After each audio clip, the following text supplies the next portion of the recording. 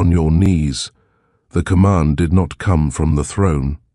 It came from the executioner. Steel pressed against her spine before the king had even finished rising. The court was already standing. No trial, no argument, no defense. The parchment bearing her name had been signed before she entered the hall. Sereth did not kneel, not because she was brave, because her body refused. The chains binding her wrists hummed faintly, a sound so low only she felt it through bone. The war beast watched. Commander Kyle Thorne had ended rebellions with less ceremony than this. He had dragged traitors through mud and left their heads at city gates. He had never seen iron react to a prisoner. The king descended the first step of his throne. State your lineage, not your crime. Your lineage, because something in the room had shifted. The torches along the wall burned blue, royal flame, trained never to waver. They bent, only slightly. The nobles closest to the braziers took one involuntary step back. The executioner tightened his grip. "Kneel," he repeated. Sereth finally spoke. "My mother died to keep your name intact." The hall inhaled as one. The king's hand froze mid-gesture. Kyle's jaw locked. No one mentioned the old purges. No one mentioned the house that had been erased from record. The chain at her wrist split, not snapped, unmade. Gold light threaded through the broken link like something remembering how to exist. The executioner dropped his blade. He did not know why. He only knew his hands would not close. The king recovered first. Kill her, not loudly, not angrily, decisively. Guards surged forward. Kyle moved faster, not to strike, to block. His arm crossed in front of her, a barrier of iron and muscle between crown and condemned. The entire court went still. The war beast had never stood against the throne, never. And beneath the marble floor of Arkell's throne hall, something enormous shifted. The stone did not crack, not yet. But it listened. Sereth did not look at the king. She looked at Kyle, and in that fraction of a breath, something ancient recognized its own protection. The dragon did not roar, it inhaled, and the kingdom felt smaller. Chapter 1. The King Who Does Not Repeat Himself. The king of Arkell was not a man who repeated orders. When he said, "Kill her," kingdoms complied. So when the war beast did not move, the silence became dangerous. Kyle did not draw his sword. He did not raise his voice. He simply stood between the condemned girl and the throne, as if that space had always belonged to him. "Move," the king said. One word. It carried decades of unchallenged rule. Kyle bowed his head just enough to acknowledge authority, but not submission. "Your Majesty," he said evenly, "the wards are failing." The statement rippled harder than rebellion would have. The royal braziers flickered again, blue flame bent toward gold. The High Chancellor stepped forward, trembling. "Impossible. The wards are bound to sovereign blood." Kyle did not look at the Chancellor. He looked at the chain fragments on the marble. "Then your sovereign blood has been incomplete." The insult landed clean. The king's eyes sharpened into something colder than anger. "Careful, Commander." Sereth remained still, no defiance, no plea, just breath, steady, deliberate. She felt it now, not heat, not flame, recognition. Something beneath the palace walls pressed upward like a sleeping beast disturbed. The king descended fully from the throne. The court parted. He stopped 3 paces from her. Up close, he looked older than his legend. Fine fractures at the corners of his eyes, tension behind stillness. "State your mother's name." It was not a request, it was excavation. "Althrin Valor," she said. The name struck the hall like a blade dropped on stone. The High Chancellor staggered back. Several nobles lowered their heads instinctively. Cal felt it then, the shift in gravity. Valor. The house that once held dragon, right before the crown consolidated flame into singular rule. The house erased after the great severance. They were extinguished, the king said. They were betrayed, Serath answered. The marble floor trembled, not violently, not destructively, but undeniably. The king felt it. Kael saw the moment the calculation changed. If she died publicly and the wards continued to fracture, panic would spread. If she lived, the old bloodline returned. Both options were dangerous. The war beast made his choice before the king finished thinking. He removed his gauntlet, dropped to one knee, not in rebellion. In acknowledgement, gasps erupted. "Commander," the chancellor hissed. Kael kept his gaze lowered, not to the king, to the trembling stone. "This is not treason," he said quietly. "It is containment." The king stared at him, at the court, at the girl who did not kneel, and for the first time in 30 years of rule, he hesitated. The braziers flared gold, just once, and beneath the palace something vast turned in its sleep. The king spoke slowly. "She will not die today. Relief did not come, only pressure. She will be confined to the lower sanctum, bound, observed," his eyes fixed on Kael. "You will oversee it, a test or a trap." Kael rose, "as you command." But when he turned slightly toward Serath, something unspoken locked into place between them. Not romance, not alliance, recognition.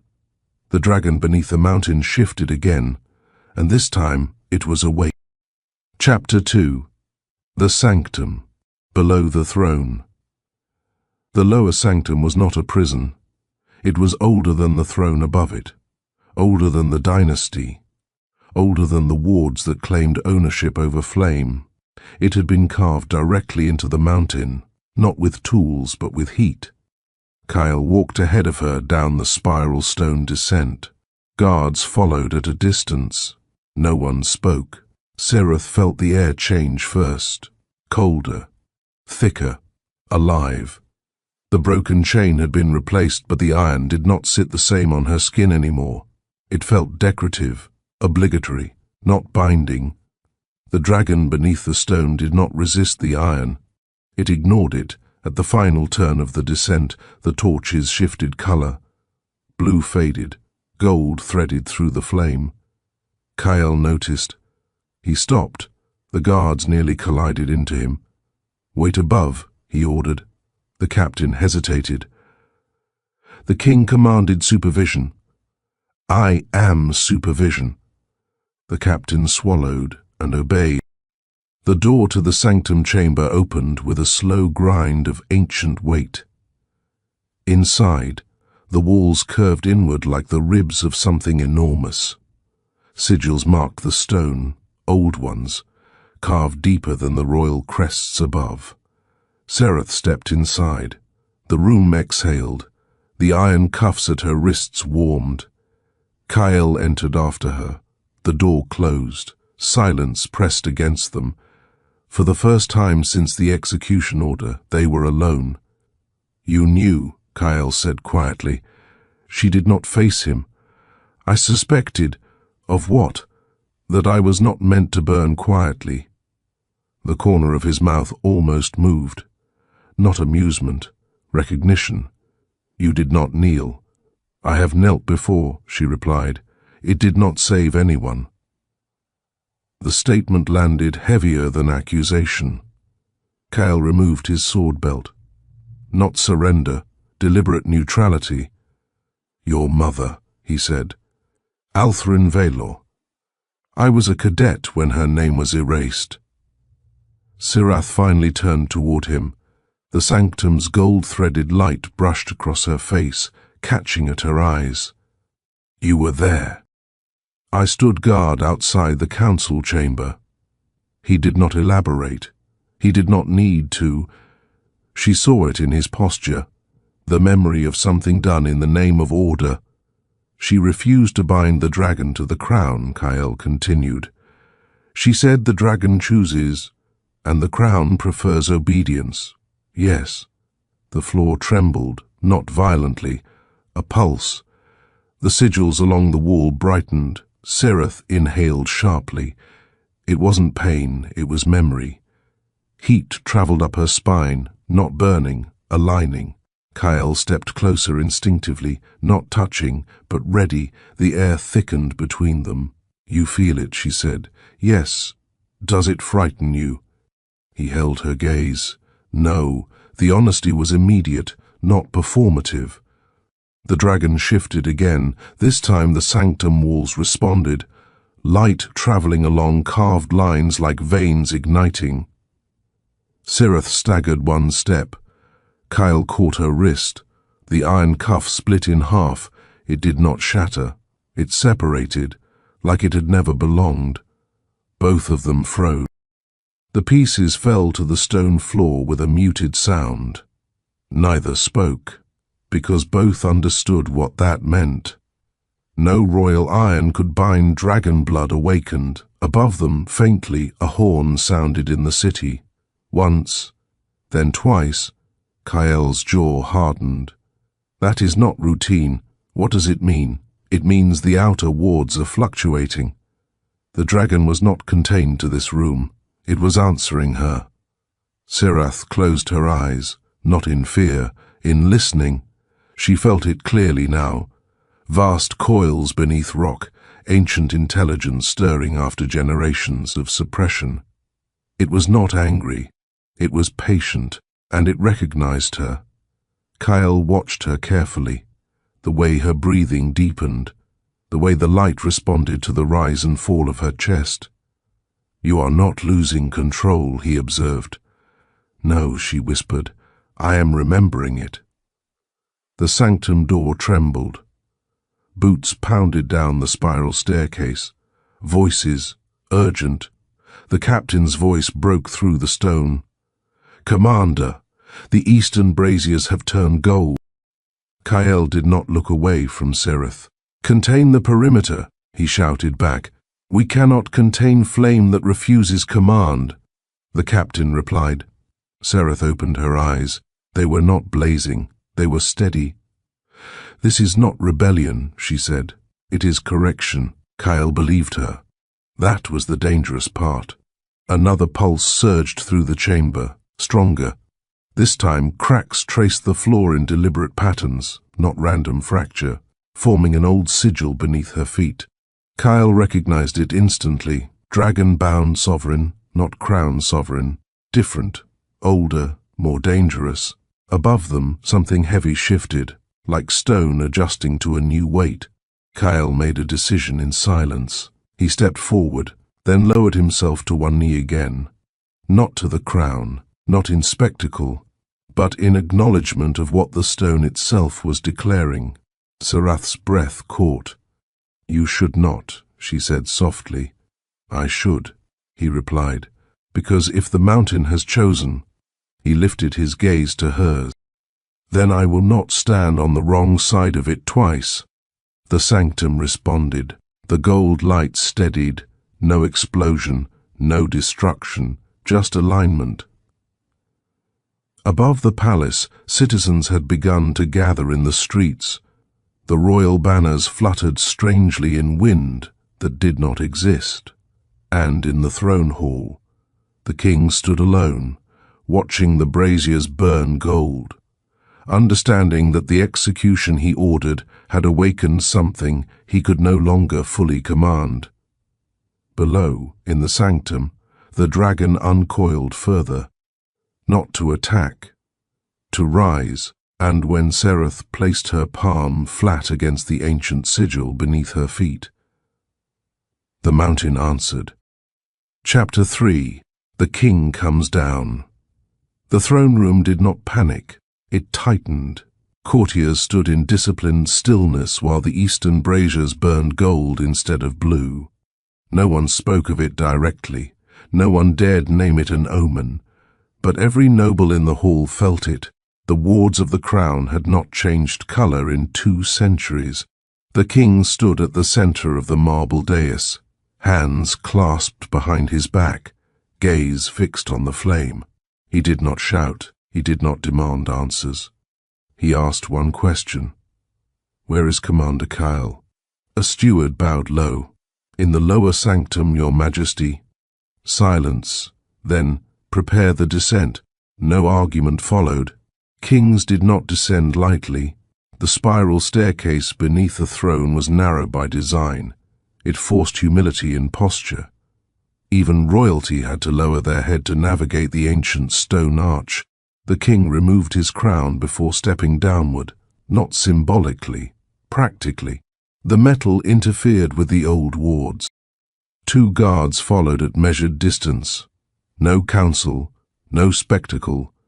This was not a display, it was assessment. Below, the sanctum hummed with controlled heat.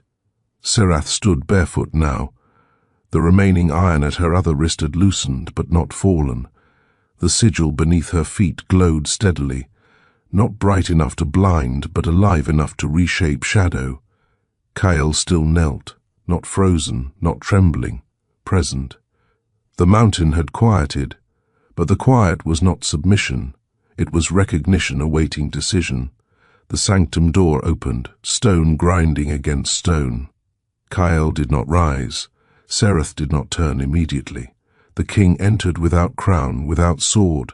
He paused at the threshold. The gold-threaded light reflected in his eyes. For a long moment, no one moved. Then the king stepped forward. "Commander." Kyle inclined his head but did not stand. "You kneel," the king observed. "Yes, to a condemned girl. No." Kyle lifted his gaze to what the mountain has named. The king's attention shifted to Serath. She finally turned fully toward him.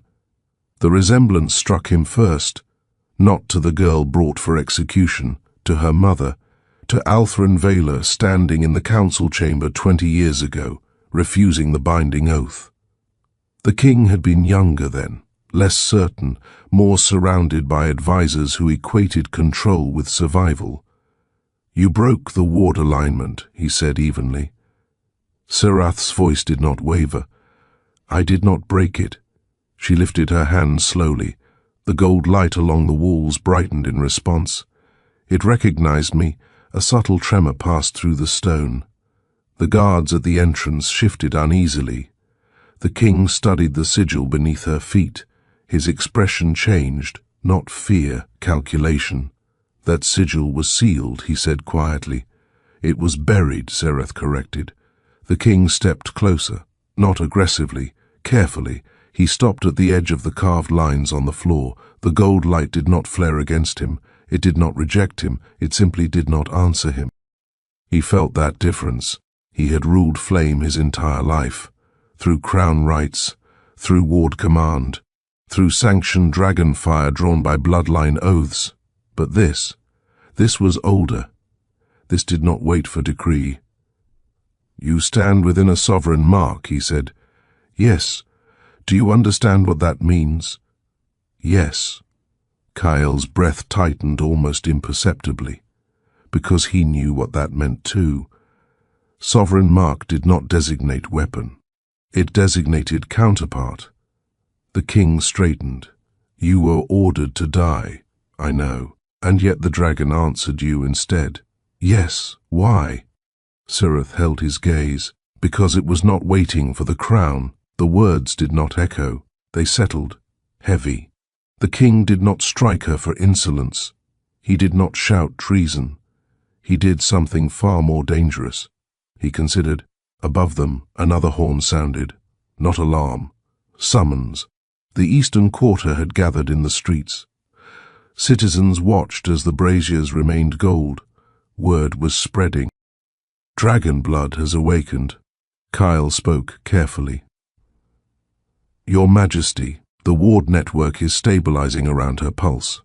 If you attempt forced suppression, it may fracture the entire mountain grid."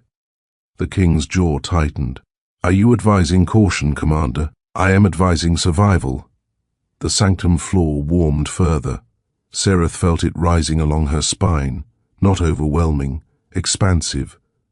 She stepped forward once, The gold light shifted outward from her position, expanding in slow, deliberate rings.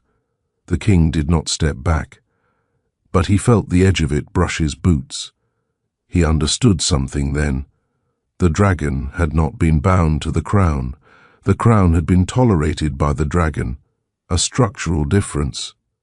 And if the dragon now answered someone else, the monarchy was no longer singular in its source of legitimacy.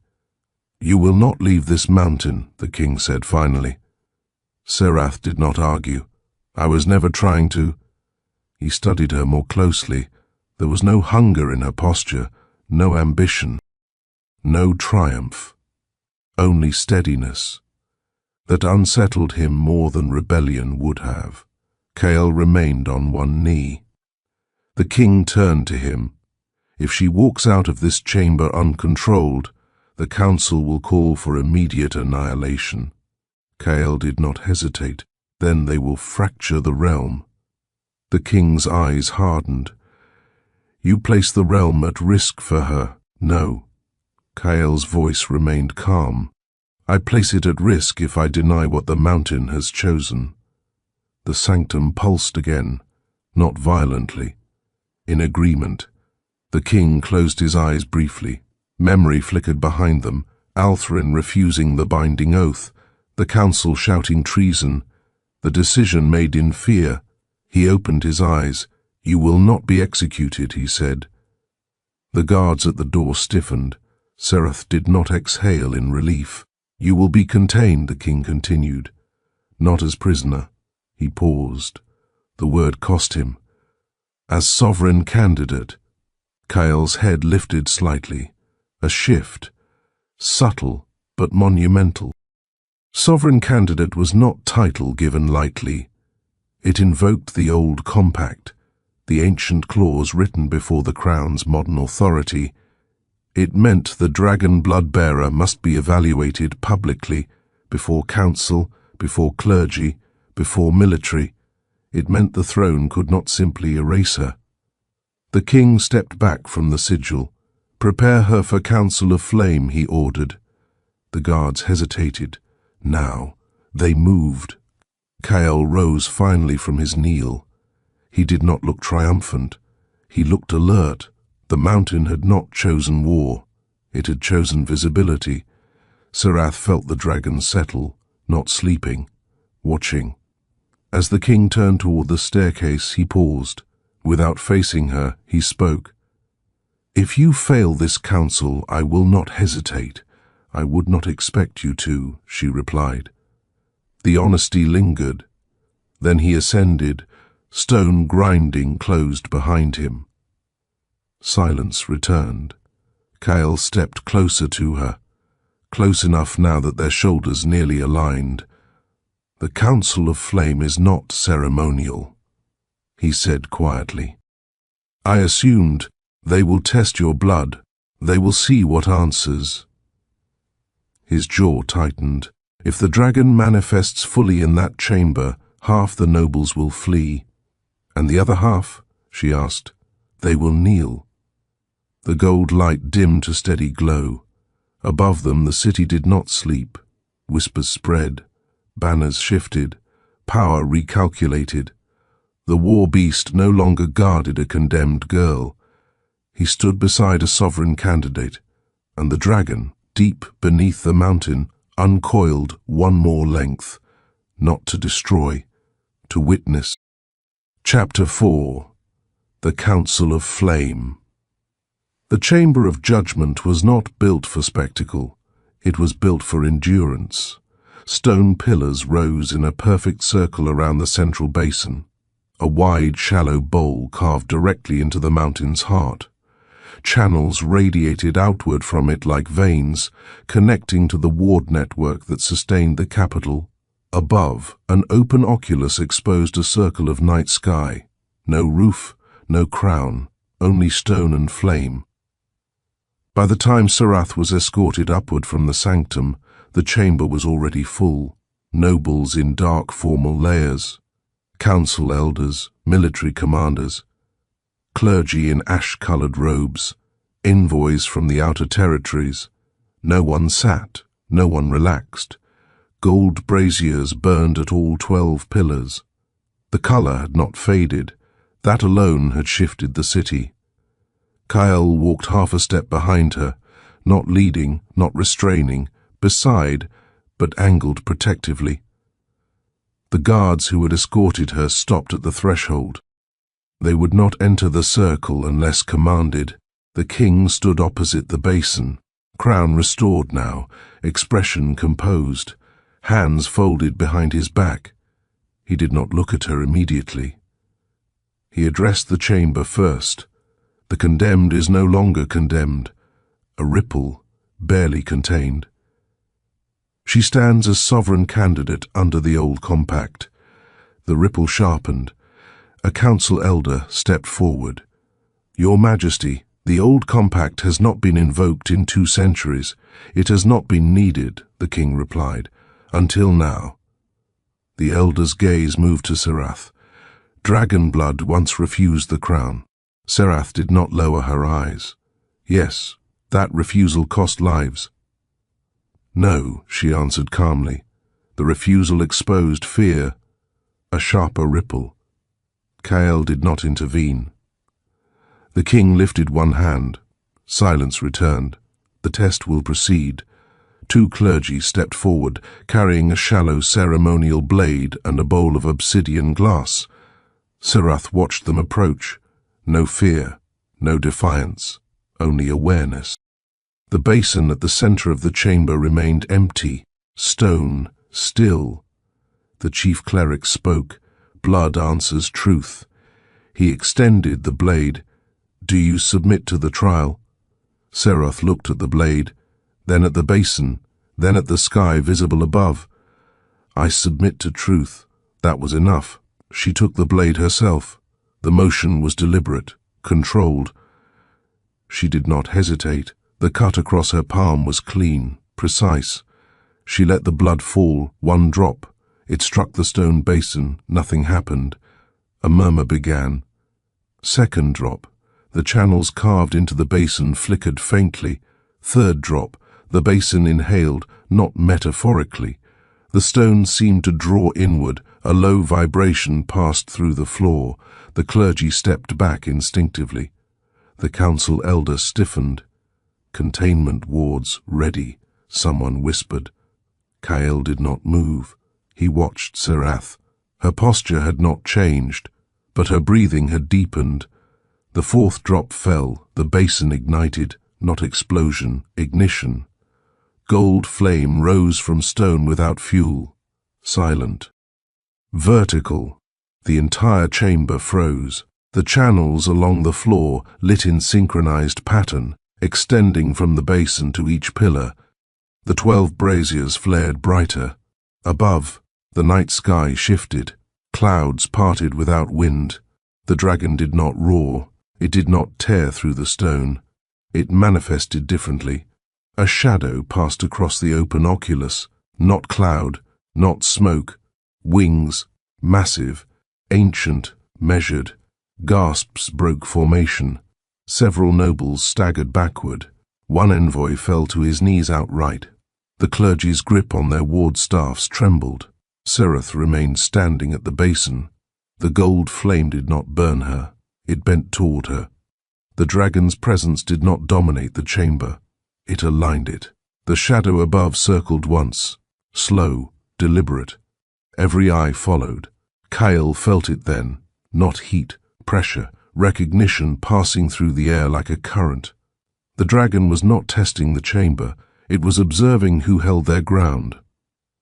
The council elder dropped his gaze. The chief cleric did not. The king did not. Kael did not. Serath lifted her head, not to command, to meet. The dragon's shadow slowed, and then it bowed, not deeply, not submissively, acknowledging. The chamber inhaled as one. Gold flame surged higher in the basin. The dragon's outline became clearer against the night sky, vast scales reflecting starlight, no chain, no crown mark, no binding sigil, free and choosing. The king stepped forward 1 measured pace, The dragon's gaze, ancient and impossible, shifted to him. It did not recoil, it did not flare. It waited. The king spoke carefully. "You stand in sovereign recognition." The dragon did not move. Serath did not speak. The king continued. "Under the old compact, dragon blood may hold equal claim to the crown." The chamber reacted violently to that. Protests erupted. This destabilizes succession. This invites civil fracture. The crown cannot be divided. The dragon's wings moved once, a single downward motion. The entire chamber fell silent, not from fear, from compression. The air thickened. Breathing became effort. Authority was being measured. The king did not retreat, but he did not raise his voice. "This is not division," he said. "This is correction." His words landed. Because the dragon did not contradict them, Serath finally spoke. Her voice carried without amplification. "I do not seek the throne." Several nobles looked relieved too quickly. She continued, "I seek alignment." The dragon's shadow deepened in agreement. "The crown will not command dragon fire," she said. "It will stand beside it." The chief cleric stepped forward cautiously. "Shared sovereignty is unstable. Unshared sovereignty is fragile," she replied. The chamber went still again. Kyle stepped forward one deliberate step, not kneeling now, standing level with her. The war beast beside the dragon blood. The image alone restructured the room. Military loyalty recalculated in real time. The king saw it, understood it, and made the only decision that preserved the realm.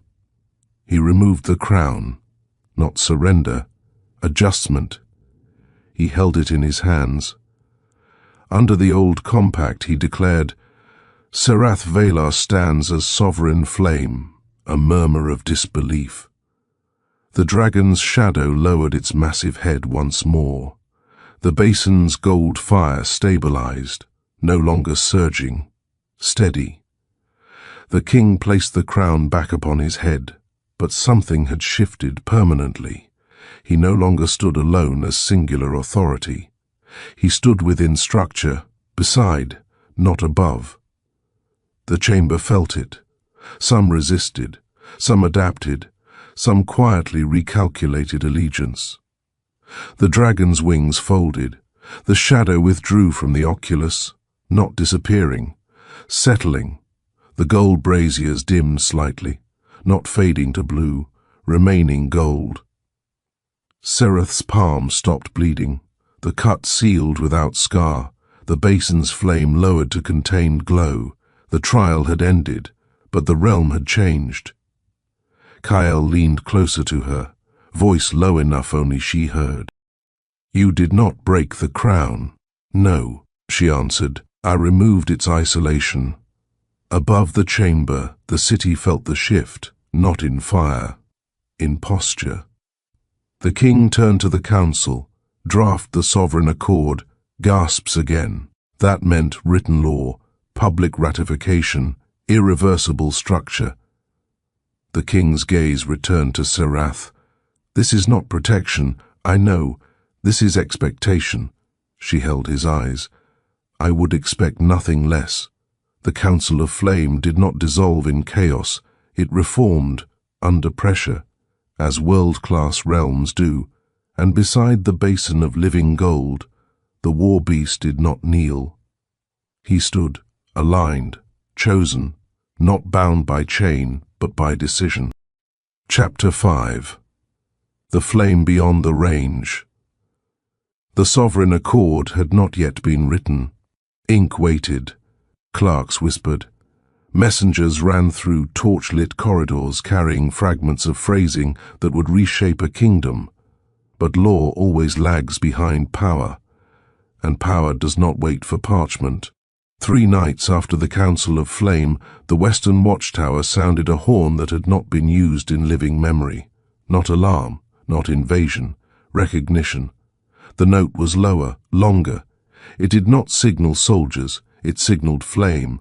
Serath felt it before the second horn. She was standing alone in the eastern courtyard, palms resting against the cold stone railing, breathing the thin night air.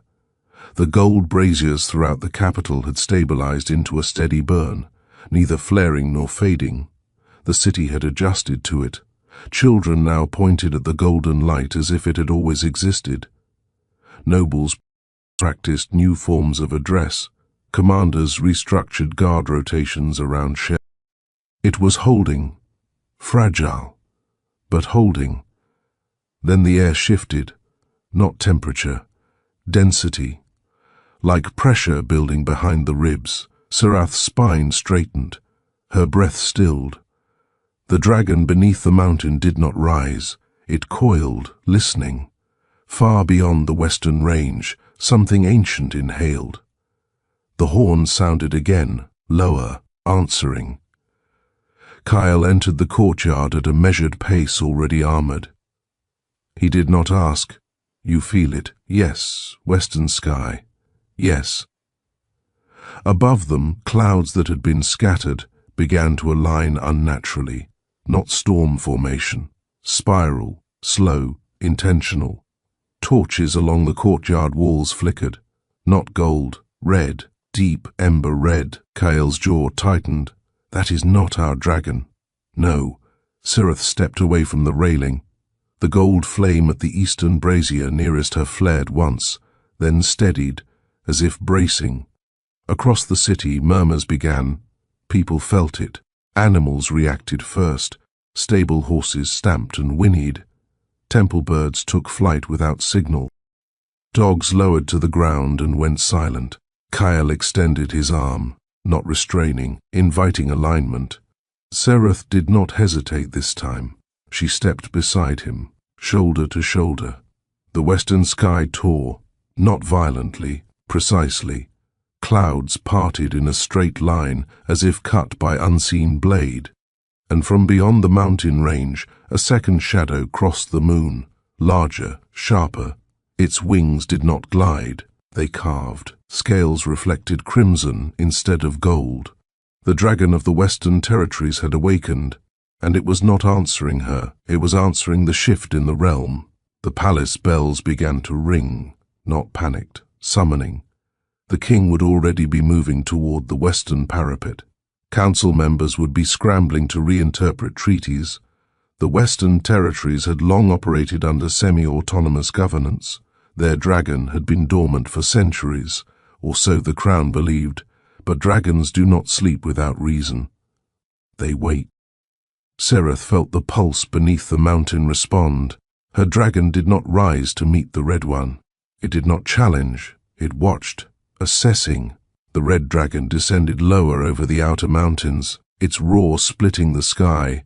The sound did not shake buildings. It shook allegiance. Western banners in distant towns would be rising right now. Territories that had accepted crown oversight would reconsider. Because if a dragon stands above your land, you no longer answer quietly to a distant throne. Kyle spoke without looking at her. This is not coincidence. No, the Western Duke will claim legitimacy. Yes, he will say shared sovereignty here fractured unity. Yes.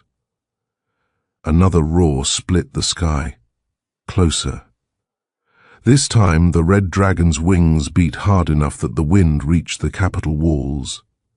Gold braziers flared instinctively. Answering, the city gasped collectively as both colors reflected across stone. Gold and red, two flames, two ancient claims. The king's voice carried from the western tower. Hold formation. Military units lined the outer battlements, not to fire, to demonstrate structure, because dragons do not respect arrows, they respect order. Serath stepped forward into the center of the courtyard. The gold braziers responded instantly, flame bending toward her. The red dragon paused mid-air, its massive head tilted. It had sensed her, across miles of stone and wind. The space between them thickened, not physical distance, dominion. The red dragon did not bow. It circled once above the western ridge, testing, measuring. A projection of voice, rolled across the sky, not language, not words, claim. Sereth inhaled deeply. The dragon beneath the mountain uncoiled fully now, not erupting through stone, but rising in presence so immense that even the courtyard stones vibrated. The red dragon felt it. Its circling slowed. Kyle's hand hovered inches from her back, not touching, prepared. "You cannot let it see hesitation," he said quietly. "I will not."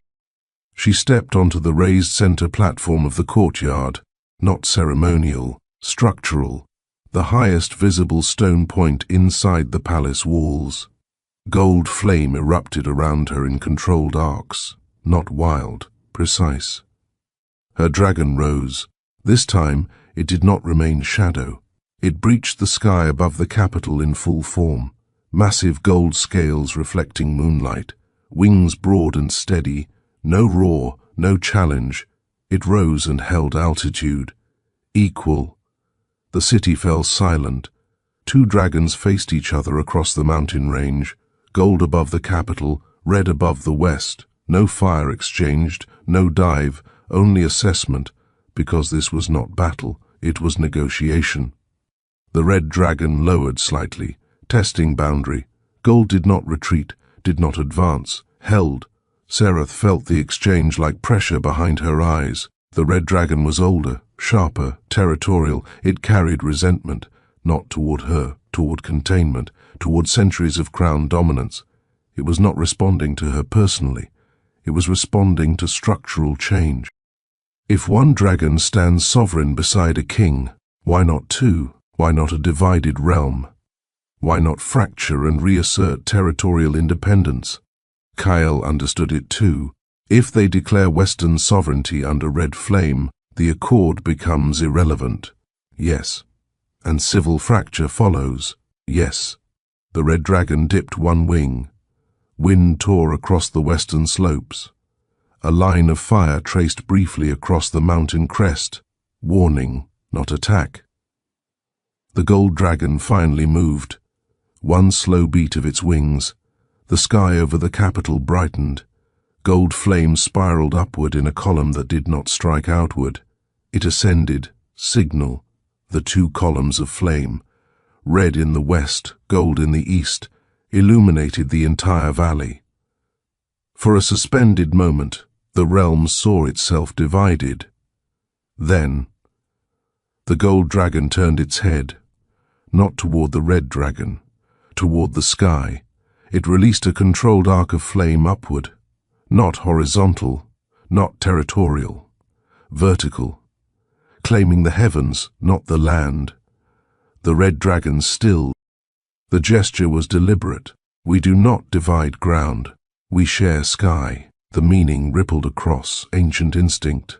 Territory is horizontal. Sovereignty is vertical. The red dragon circled once more, lower now, closer to the western peaks. It did not answer with flame. It watched. The gold dragon held steady, unthreatened, unyielding. Minutes stretched like drawn wire. Then the red dragon exhaled one final low roar, not defiance, acknowledgement. Its wings angled westward. It withdrew beyond the mountain range, not defeated, not allied, but restrained. The western horn sounded again, shorter this time, interpretation underway. The gold dragon descended slowly above the capital, folding its massive wings. It did not land on the palace. It settled into the mountain. The gold braziers steadied. Red torchlight faded back to gold. Serath's knees nearly gave way. Kyle caught her instantly. This time he did touch her, firm, grounding, public. The courtyard guards had witnessed everything. The city had witnessed everything. Two dragons, no war, no fracture. Yet, the king appeared at the edge of the courtyard moments later. He had seen enough from the tower. He approached without crown. Again. "When does it strike?" he asked. "It will not," Sereth answered. "For now." The king's eyes sharpened. "You believe it seeks treaty. I believe it seeks recognition. And if we deny it—" She held his gaze steadily. It will not remain vertical. Silence settled between them. The sovereign accord was no longer internal reform. It was regional recalibration. Kyle spoke. "We must invite the Western Duke." The king's gaze moved to him, into this capital. Yes, under shared flame. The king looked toward the western horizon. The sky had returned to ordinary darkness, but nothing was ordinary anymore. "Draft a second clause," he said quietly. "Dual dragon recognition." The words alone would terrify half the council. But the alternative was fracture. Sirith straightened slowly, her strength returning. The dragon beneath the mountain rested, satisfied for now. The realm had not shattered, but it had widened. And widening is more dangerous than breaking, because it forces adaptation. The king looked at Sarath. "You did not attack. No. You did not retreat. No. Good." That was all.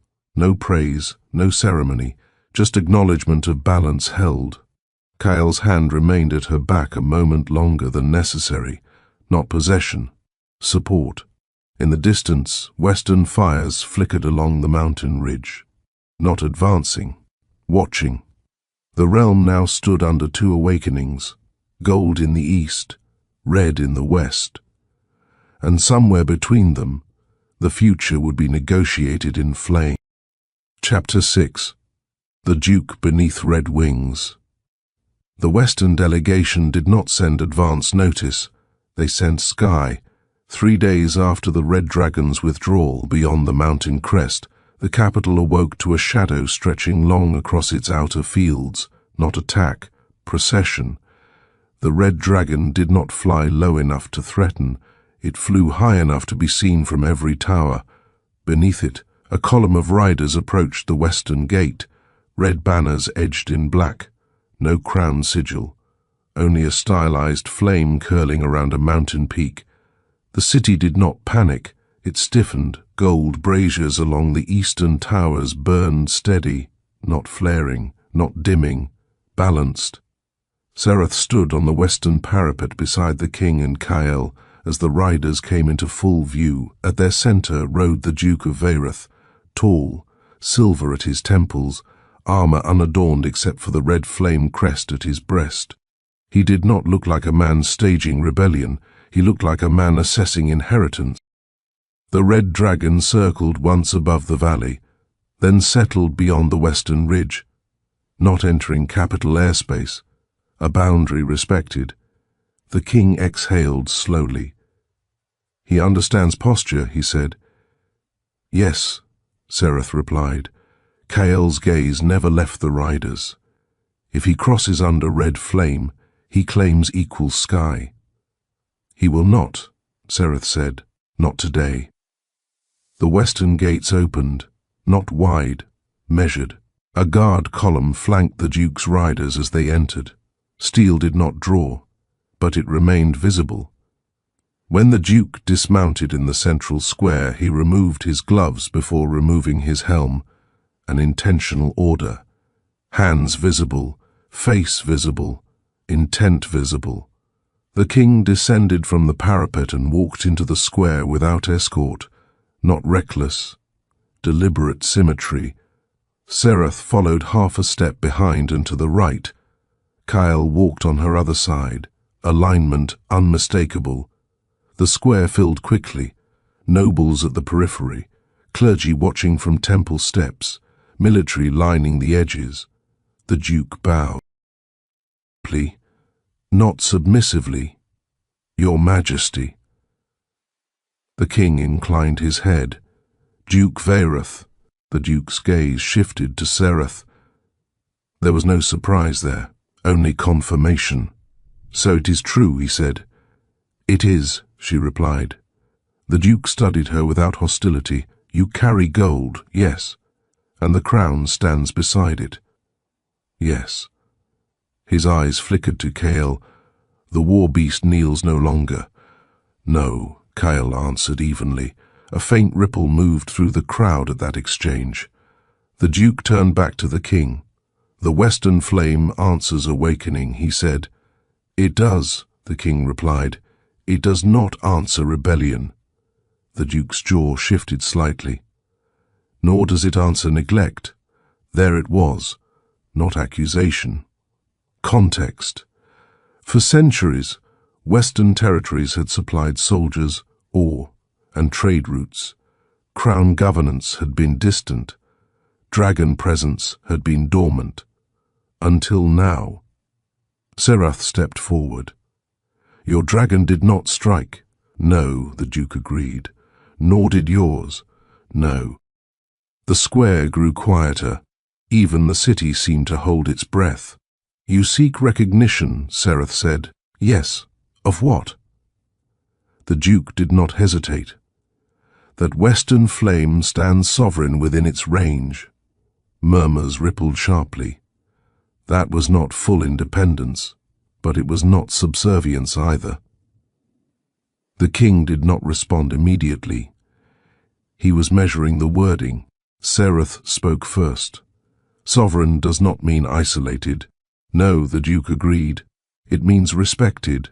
Kyle observed the crowd. Military officers were listening carefully. If Western sovereignty fractured command structure, border stability would collapse. If it integrated correctly, it could strengthen continental defense. The duke continued, "I will not contest your sovereign flame." He inclined his head toward Serath. "But I will not bend red fire beneath gold." Silence. The statement was not hostile, it was structural. Serath felt the dragon beneath the mountain stir, not threatened, curious. She stepped fully into the center of the square. No raised platform this time, ground level, visible. "The sky is not owned," she said. "It is shared." The duke's eyes sharpened slightly. "And the ground?" "Administered," she replied, "not possessed." A flicker of interest crossed his expression. The king spoke then. "We draft dual dragon recognition." The crowd stirred. The duke's posture shifted, not surprised. He had expected resistance, not concession. "Define it," he said. The king did not look at parchment. He spoke plainly. "Western Flame holds sovereign authority within its mountain range under shared continental charter." The duke nodded slowly. "And military command?" "Unified in external threat," Kyle said calmly. "Regionally autonomous in internal governance." The duke studied him. "You would place Red Flame under Unified War Council." "I would place all flame under survival," Kyle replied. The honesty landed. The duke looked at Serath. "And you?" She held his gaze steadily. "I will not contest your dragon's legitimacy." A beat. "But if Red Flame turns horizontal," her voice did not rise, "gold will answer." The square felt that not threat, boundary. The duke smiled faintly. "Good." He extended his hand. Not to the king, to her. The gesture was radical, equal recognition. The square gasped softly. Serath did not hesitate. She clasped his forearm, firm, balanced, unbowed. The sky above the capital shifted subtly. Gold braziers flared once. Far beyond the western ridge, a red flicker answered. No roar, no dive, just acknowledgement. The duke released her arm. "Draft your accord," he said. "I will sign." The king stepped forward. "You will remain as honored guest." The duke's eyebrow lifted slightly. "Under gold flame, under shared sky," Serath corrected. A quiet, satisfied nod from the duke. "I accept." The square did not erupt. It recalibrated. Nobles began whispering urgently. Clergy retreated to revise doctrine. Military commanders recalculated border rotations. Trade envoys began mentally mapping new routes. Power had expanded. Without fracture, Kyle leaned slightly toward Serath as the crowd dispersed. "This holds," he said quietly. "For now," she replied. The duke mounted his horse. As he rode toward palace quarters, he looked once over his shoulder, at her. not as rival, as equal variable. The red dragon did not reappear, but its presence lingered beyond the mountains, not hostile, not allied, balanced. The king exhaled slowly. "You have altered a century of governance in a week." Sereth did not smile. It was already unstable. "Yes." He studied her carefully. "Do you regret surviving the execution order?" She met his gaze evenly. "No." Kael's hand brushed lightly against hers as they turned toward the palace. Not dramatic, not claimed, present. The realm had not broken. It had doubled. 2 flames, 1 sky. Shared survival. But treaties invite challenges, and far beyond both mountain ranges, where neither gold nor red had flown in centuries. Something older stirred at the edge of forgotten territory, not watching, waiting. Chapter 7. The Black Horizon. The signing ceremony was not interrupted. That was what made the omen worse. The dual dragon accord was sealed at dusk. Gold wax, red seal, royal mark, 3 signatures, the king, Duke Verrat, Sereth. Kael stood behind her when she pressed the ring into molten wax. The hall held its breath as gold flame flickered once above the brazier. Beyond the western ridge, red answered in quiet resonance. Balance acknowledged. Applause followed. Restrained, dignified, relieved. The realm believed stability had been secured. It had not. The first tremor was so subtle most did not register it. Not earthquake, not impact, a pressure shift, like deep water adjusting beneath a continent. Sereth felt it first. Her spine straightened mid-breath. The gold flame within her did not flare. It thinned, as if listening. Kael's gaze moved to her instantly. "What?" "Silence," she murmured. The hall dimmed slightly, not visibly but atmospherically. The torches along the stone columns flickered sideways, not toward doors, not toward windows, toward the north. Duke Verrat felt it next. His jaw tightened. "That is not red," he said quietly. "No," Sereth replied. The king rose from his chair. "Report," before any messenger could move. The palace windows darkened, not shadow, obstruction. The entire hall turned. Across the northern sky, something vast passed between sun and capital.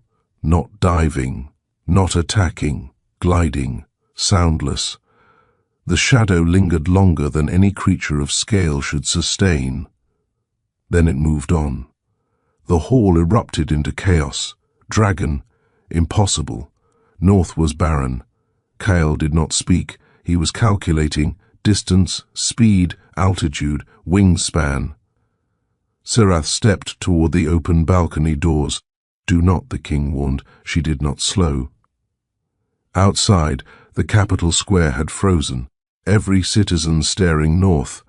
The shape was visible now against the horizon. Black, not dark red, not bronze, absorbing light.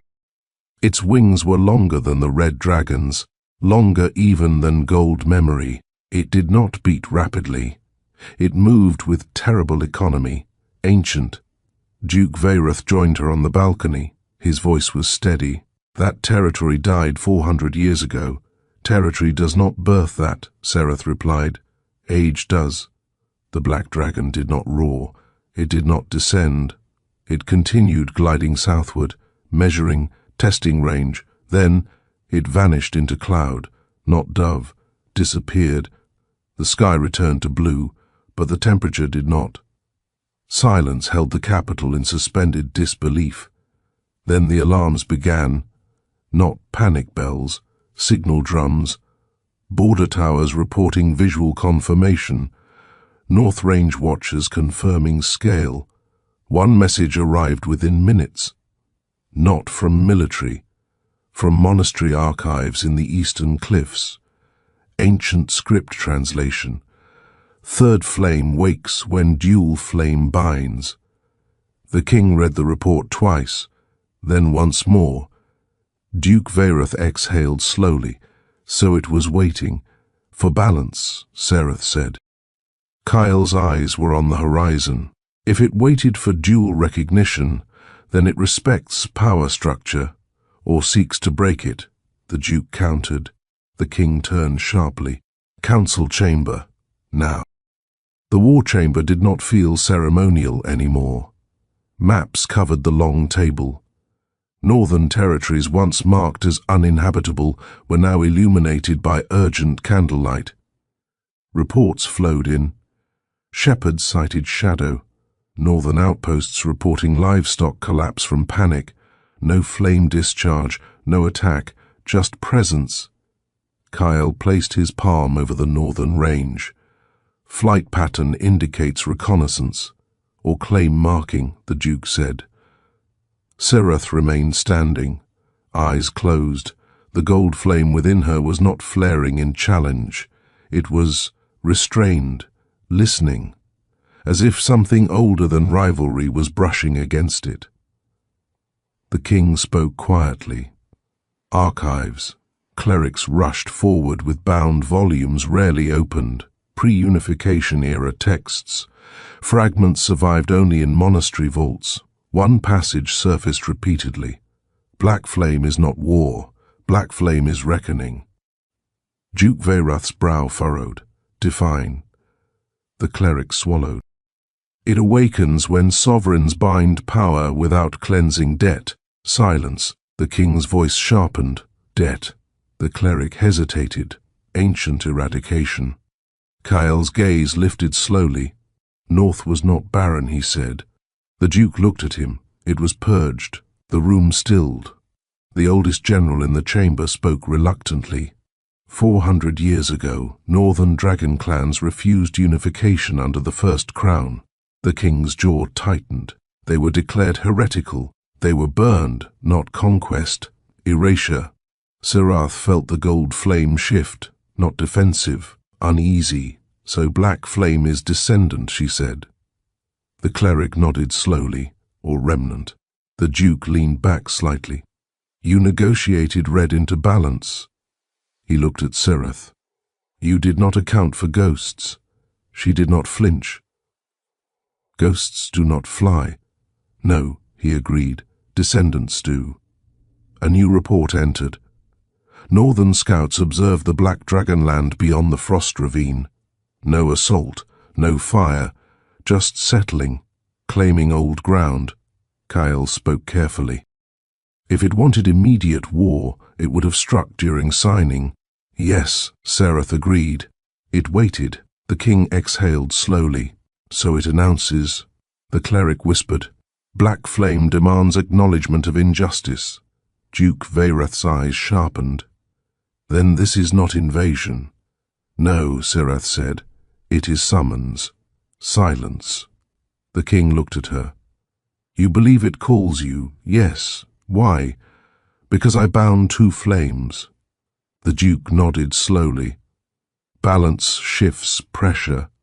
Kyle stepped closer to Serath. If you go north alone, I will not go alone, she replied. The king straightened. We cannot march unified army. That signals aggression. No army, Serath said. No banners. The Duke considered. If Black Flame respects sovereign posture, it will recognize delegation. The king looked between them. This is no longer territorial. No, it was historical. Serath's voice lowered. 400 years ago, Crown erased a dragon line.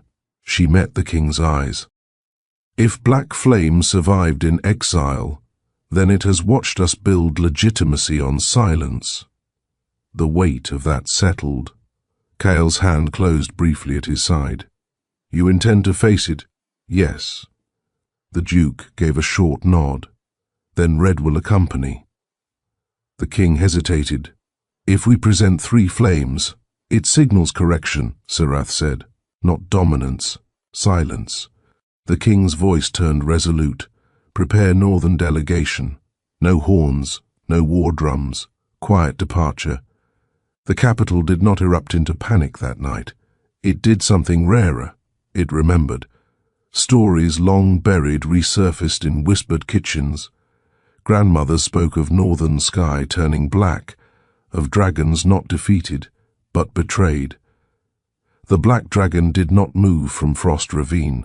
It waited. 3 days later, the delegation departed, Sereth at center, Kael at her right, Duke Vairath at her left.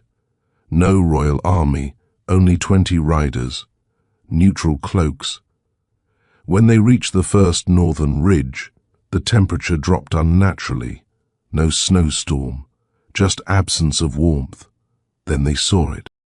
Perched across the ravine, massive, wings folded like cathedral arches, scales absorbing sunlight, not reflecting. Its eyes opened as they approached. Not red, not gold, silver, old. Sereth's gold flame did not rise in aggression. It steadied. The black dragon did not roar. It spoke, not in sound, in pressure. The air compressed. The riders' horses trembled. Only 3 remained upright without strain. Gold, red, war beast. The dragon's gaze locked on Sereth, and the words were not heard. They were felt, child of throne built on ash. The ravine seemed to echo with centuries. Sereth did not look away. I am not my ancestors. The dragon's pupils narrowed slightly. No, you are consequence. Silence deepened. Kael stepped forward half a pace.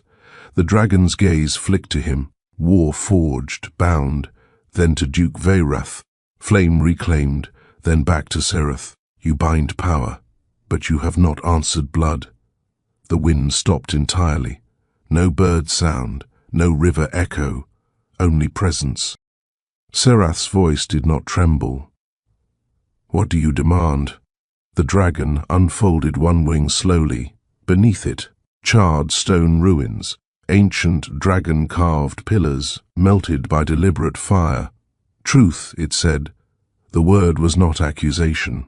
It was verdict. Duke Vairath inhaled slowly. The king had not come. This was deliberate. This was sovereign to sovereign. Sereth stepped to the ravine's edge. You were not defeated. No, you were not extinct. No, you were erased. Yes. The dragon's gaze did not waver. Will your crown speak it? There it was. Not revenge. Recognition. 400 years of silence demanded voice. Sereth exhaled slowly. Then she did something no crown had done in recorded history. She knelt, not to the dragon, to the ruins. The riders gasped softly. Kael did not move. Duke Vairath watched with sharp, unreadable focus. Sereth pressed her palm to the charred stone. The gold flame within her did not dominate. It softened. I will speak it, she said, in capital square. The dragon studied her. And if they refuse, her voice did not waver. Then gold flame fractures. The black dragon's eyes shifted, testing, measuring. Finally, it lowered its head slightly. Not submission, acknowledgement. 3 days, it said. Then it folded its wings and lifted into the sky, not toward capital, upward, watching, waiting. The northern wind returned.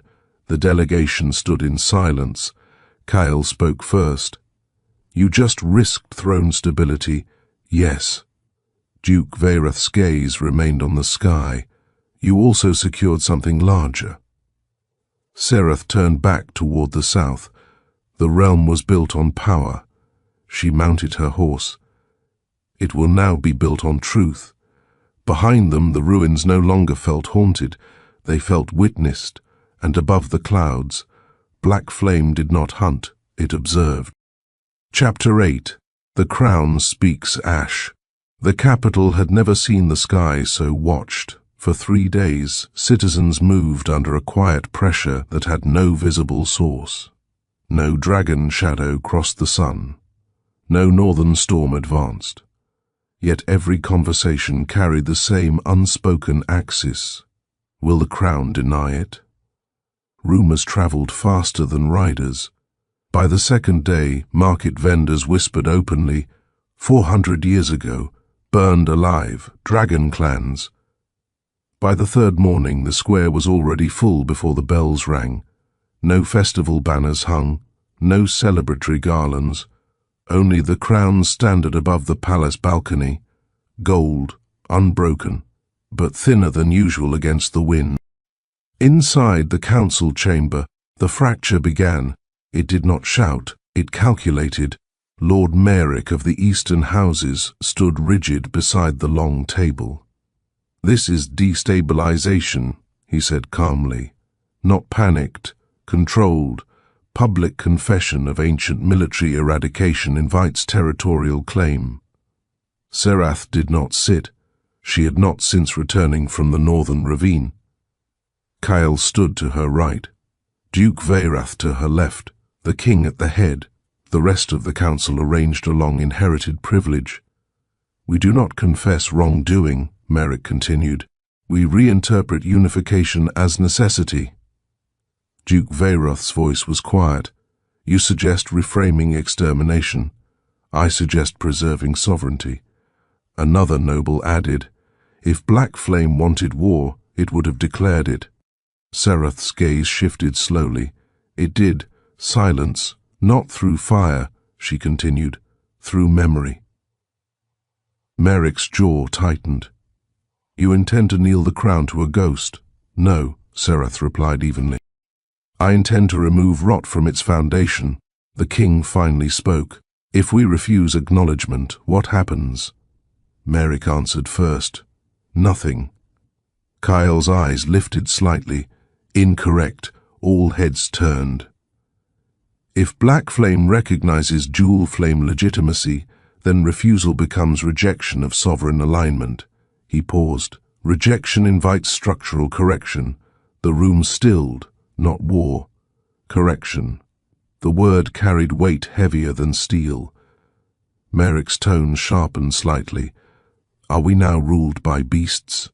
Duke Veyrath's voice lowered dangerously.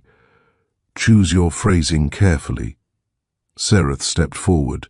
"No," she said. "We are ruled by consequence." Silence pressed hard against stone walls. The king looked at her long. "Once spoken publicly, it cannot be retracted. I know, and noble houses will fracture. They already have." A pause. Then the king nodded once. Then the crown speaks ash.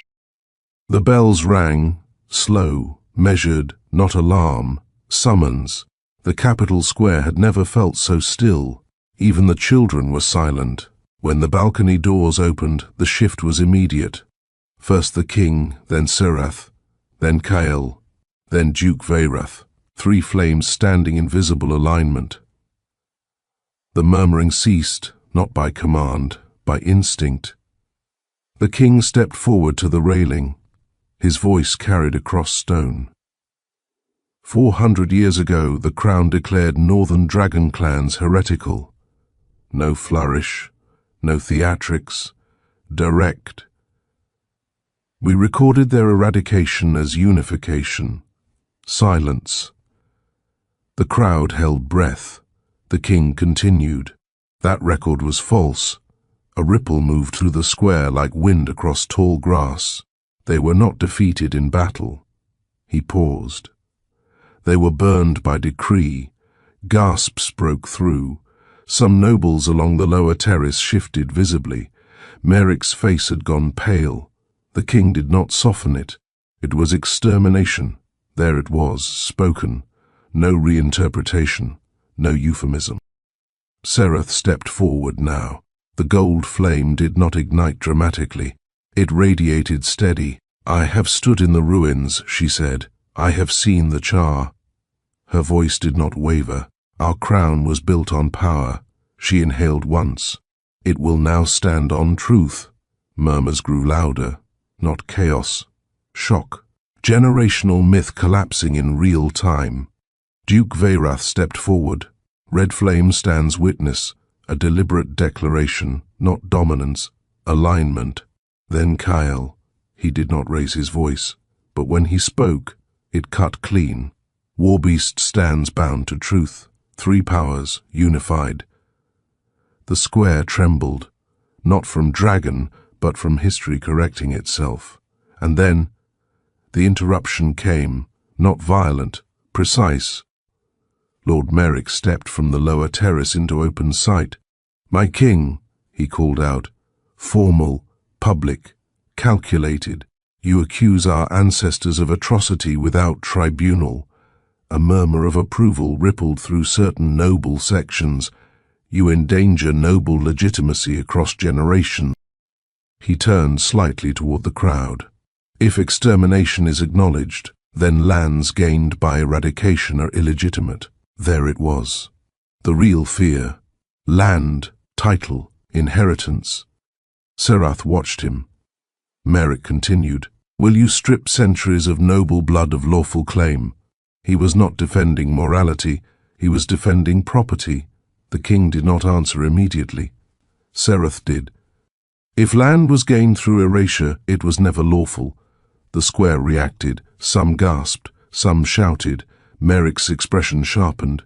"Then you invite civil fracture." "No," Serath replied. "I invite reckoning." The air shifted. Subtle, heavy. A shadow passed briefly across the sun, heads tilted upward instinctively, not fully visible, but there, watching, the black dragon had not left. Merrick noticed, and for the first time, he hesitated. The king's voice rang out. "We do not strip lands today, a collective breath.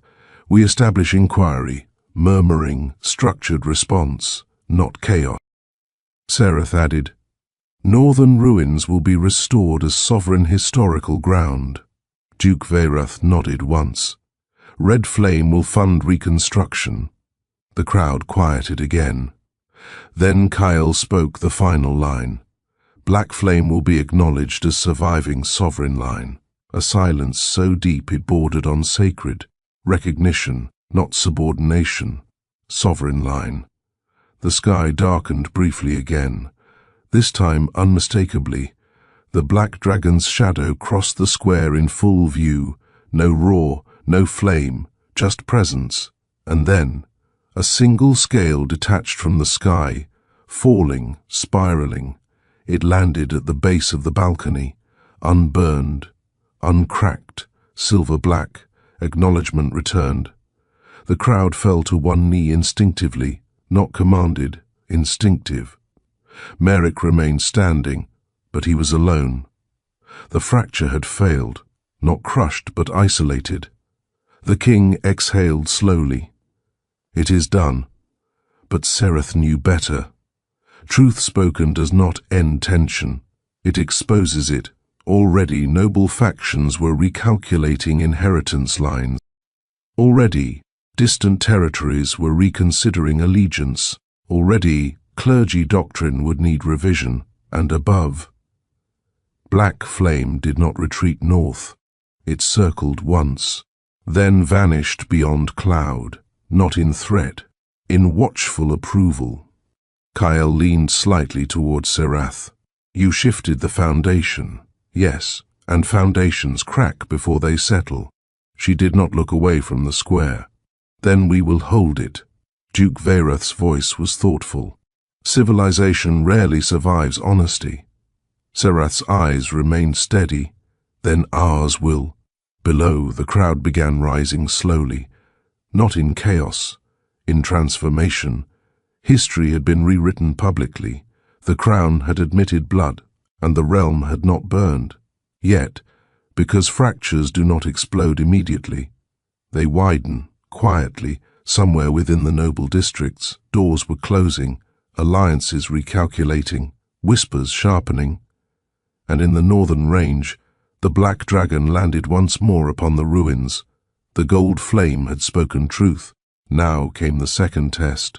What would the crown surrender to make it real? Chapter 9. The houses that closed their doors. It did not begin in the capital. It began in the east, in a manor built from stone quarried 3 centuries earlier. Stone pulled from land once marked on ancient dragon maps as sacred. The house of Merrick closed its gates at dusk. No announcement, no banners lowered. But riders came after nightfall. not armored, not bearing sigils. They arrived alone, cloaked, entering through the side gate beneath torch shadow. Inside the hall, maps were already spread, land records, inheritance lines, temple endowments, military contributions. Nothing emotional, everything calculative. Lord Merrick stood at the head of the long oak table. The Crown has admitted extermination, he said evenly. We do not contest morality. He let that settle. We contest ownership. A murmur of approval. House Velen spoke first. If northern ruins are restored sovereign, what prevents future claims on surrounding estates? House Renvar added, Our lands were granted by royal decree after consolidation. Merrick nodded. And if that consolidation is illegitimate? Silence. The fire snapped in the hearth. A woman of House Siren spoke softly. Then our titles are inherited theft. No one liked that word. Merrick did not argue it. We do not deny history, he said carefully. We prevent dissolution. He moved a parchment to the center of the table, a document of preservation of noble stability, a coalition, not rebellion, not coup, protection. If the Crown establishes inquiry, we demand representation, and if inquiry finds land unlawfully gained, Merrick's eyes hardened, then we negotiate compensation, not surrender. It sounded reasonable, measured, defensive. But what it truly meant was this: the Crown would not restructure quietly. In the capital, Seroth felt the shift before word arrived, not mystical, political.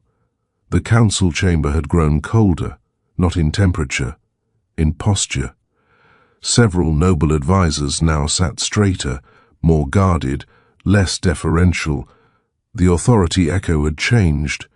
After confession, some bowed deeper, others began calculating distance. Kyle noticed it too. Eastern houses have not sent customary tax confirmations. Duke Veyrath's gaze narrowed, nor military reaffirmations. The king read the room without visible reaction. They are protecting assets. Serath stepped to the long window overlooking the city. Below, life continued. Markets, children, workshops. Truth had not broken daily rhythm. Yet. They will form a coalition, she said quietly. Not to overthrow, to slow. Kyle folded his arms. Delay is erosion. Yes. Duke Veyrath spoke carefully. If we press too hard, they unite. If we retreat, Sereth replied, we become confession without correction. Silent. This was the final balance. Truth must be enacted, but not ignite fracture. The king exhaled. Then we do not demand land. All eyes turned. We restructure stewardship. Sereth looked at him sharply. He continued. If land was taken unjustly, it cannot remain inherited unquestioned. But immediate seizure invites rebellion, Kyle said. Correct.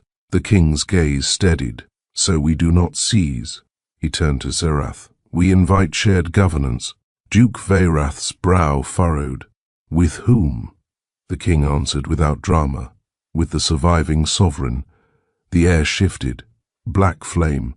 Not conqueror, not avenger. CO, governor. Sereth felt the weight of it. That will terrify them. Yes, and terrify is stabilizing when properly aligned. North of the capital, on the ruined plateau, the black dragon watched snow move across broken stone. It felt the ripple of noble consolidation. It felt the calculation. It felt the crown preparing another shift. Gold flame approached first. Sereth did not bring guards. She did not bring banners. She climbed alone. The dragon did not descend immediately. When it did not loom. It stood parallel, not above. Your confession shook inheritance, the dragon said quietly. They are closing ranks. Yes, you expect fracture. I expect preservation disguised as righteousness. The dragon's eyes narrowed. You seek my intervention. Sereth did not hesitate. I seek shared structure, a long silence, wind cut across ancient carvings. You offer the dragon a seat in governance. I offer the dragon acknowledgement in law. Law has never favored my kind, because your kind were removed before law was written. The dragon stepped closer, heat without flame. If I accept, it said slowly, noble houses will claim I threaten their bloodlines. You do you? Sereth held its gaze. I threaten no bloodline that stands clean. The dragon studied her, not for power, for integrity. And what do you surrender, it asked, in exchange for structural peace? There it was. Cost. Sereth inhaled. Territorial expansion rights. The dragon's eyes sharpened. You limit gold flame? Yes. Voluntarily? Yes. Wind stilled. A dragon who does not expand. A monarch who restrains her own lineage. The dragon understood what that meant. She was choosing equilibrium over dominion. Finally, the dragon nodded once. Then I will stand beside you in the capital, not above, beside. Back in the Eastern Manor, Merrick received word. The dragon descends to the capital. The hall fell silent. One noble whispered, "It will demand land." Merrick's face tightened, or worse. The day the black dragon entered the capital square again, it did so openly. No shadow games, no concealment. Citizens did not scream, they knelt, not out of terror, out of recognition. Sereth stood at the balcony, Kyle beside her, Duke Verrat to her other side. The king centered. When the dragon landed, it folded its wings deliberately, not submissive, not dominant, present. The king spoke first. We establish sovereign council, murmurs, gold flame. Sereth stepped forward, red flame. Duke Verrat inclined his head, war beast. Kael stood steady, and black flame. The dragon did not bow. It acknowledged. 4 sovereign lines, the king continued. Shared governance over contested northern lands. Gasps. Noble faces blanched. Merrick stood rigid in the lower tier. Shared governance meant no single house could claim sole inheritance. No quiet retention of eradicated territory. No unilateral expansion. Power redistributed without civil war. Sereth spoke. Noble houses retain stewardship of current estates. A ripple of relief. Under revised charter, acknowledging original eradication. There it was. Inheritance not erased, but morally marked. You will not lose land, she continued. You will lose denial. The dragon added quietly, its voice carrying across stone. And you will gain history. The square held silence. Merrick understood immediately. This was not destruction. It was transformation. If he rebelled now, he rebelled against structural balance, not accusation. And the people were watching. The black dragon did not threaten, it did not roar, it simply stood beside gold flame, equal, not conquered, not vengeful, recognized. Merrick lowered his head, not kneeling, not defiant, calculating surrender. It was enough. The fracture sealed, not erased, stabilized. Chapter 10. The crown that chose weight. Weeks later, the capital did not burn. Trade resumed. Temple doctrine adjusted quietly. Children asked new questions in schoolrooms. Noble houses revised charters. Maps were redrawn, not with conquest lines, but with shared oversight marks.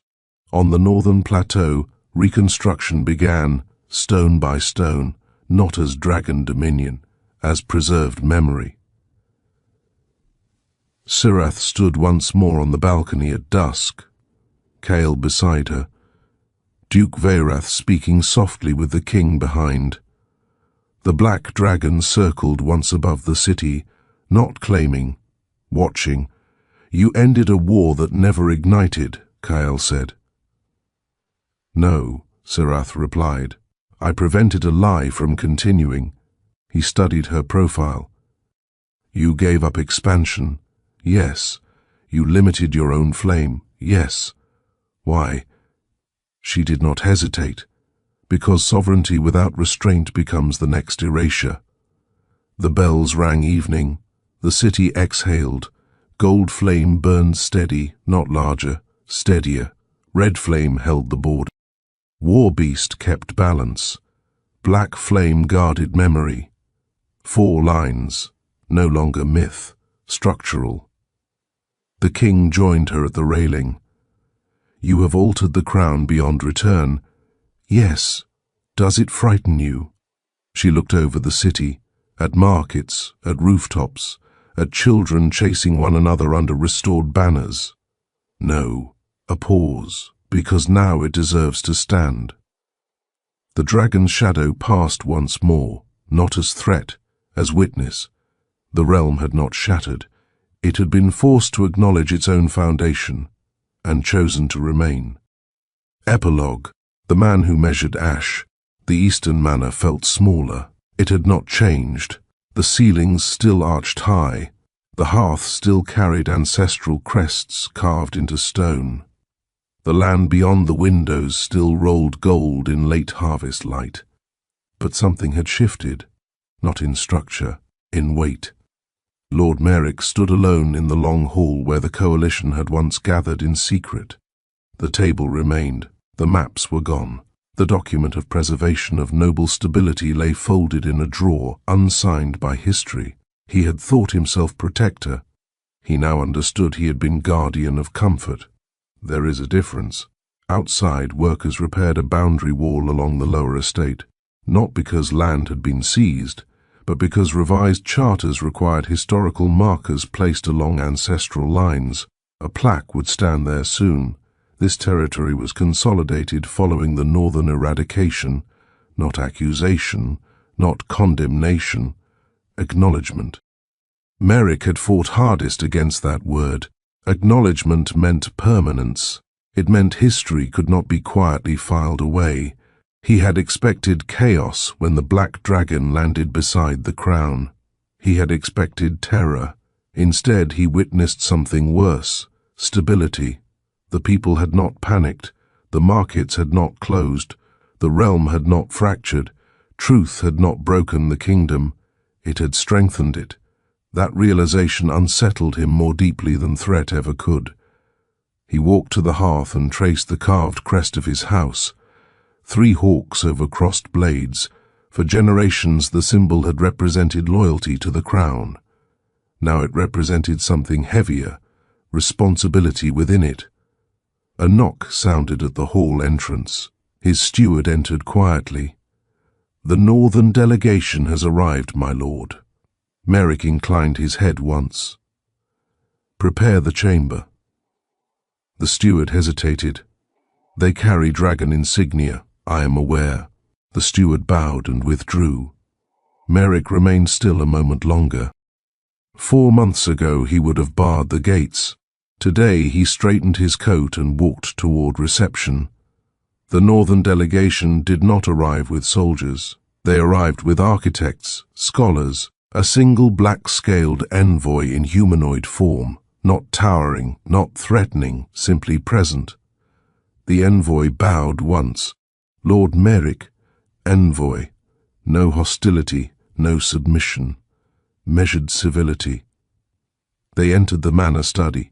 Maps were unfurled again, but not of claim, of restoration corridors, historical preservation sites, trade routes connecting eastern estates to reconstructed northern plateaus. Merrick listened, not because he agreed, because he needed to understand. The envoy pointed to a section of land bordering the old eradication zone. This region was used as supply encampment during consolidation. "Yes, we request joint stewardship of historical markers." Merrick did not answer immediately. This was the moment old instinct would resist. Stewardship implied shared narrative. Shared narrative diluted solitary inheritance. but solitary inheritance had nearly fractured the realm. He folded his hands behind his back. What does joint stewardship entail? Recognition in law, shared funding of preservation, educational access, no land seizure, no displacement, truth structured into permanence. Merrick walked to the window overlooking the eastern fields.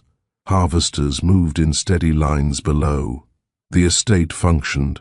His people were safe. His house remained intact, not diminished. Marked. He turned back slowly. Agreed. The envoy inclined its head.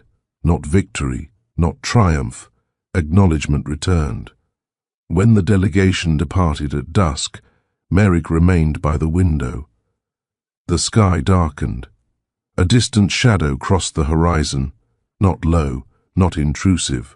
Black flames circling high, watching. He no longer felt threatened by it. He felt accountable. He understood now what he had not before. The crown had not surrendered to the dragon. It had matured beside it. There is a difference. Later that evening, a sealed letter arrived from the capital. Royal crest. Merrick broke the wax. The message was brief. Lord Merrick, Eastern houses will be represented in the first Sovereign Council convening this winter. Your experience in inheritance law will be required. Signed by the King. No reprimand. No reminder of resistance. Inclusion. Merrick stared at the letter for a long time. He had prepared himself for marginalization. Instead, he had been folded into correction. The crown had not crushed dissent, it had redirected it. That was power, real power.